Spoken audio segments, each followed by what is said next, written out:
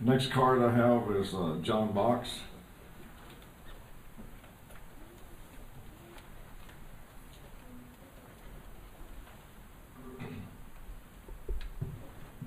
Hello, Council.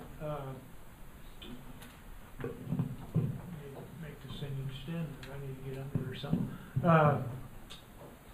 First of all, I am a patron of Mobile and 76, so I've gone to both these gas stations and have had great service from both of these establishments.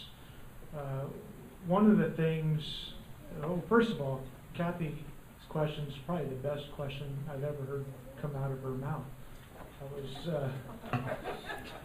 I mean, what a great question, you know, can we get the money back? What I remember asking once whether or not your time was up, but maybe that was. Thank you. We all have our opinions. Can you yield back my time for that? Thank you. Well, this seems to be a great situation here.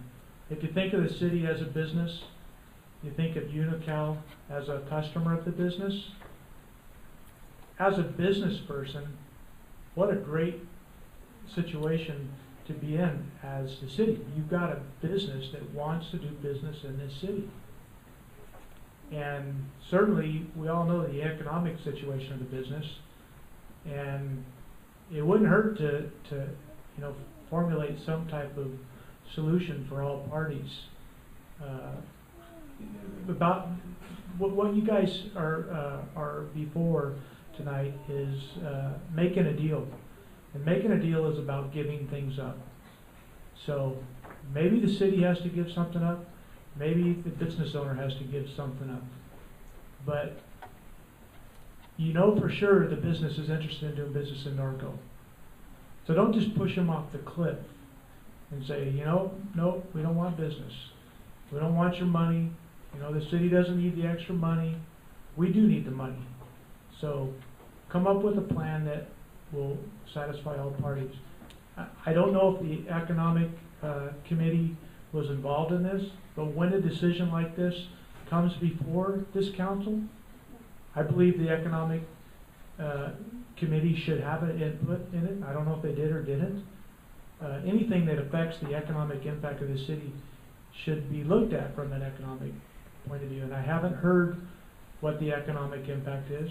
I mean, we got a good presentation on, you know, why we can have it, but is the city at any position on why we could have it? We need to look at things both from a negative point of view, from a positive point of view. And you can have your time back. Thank you, John. Pat Overstreet, please.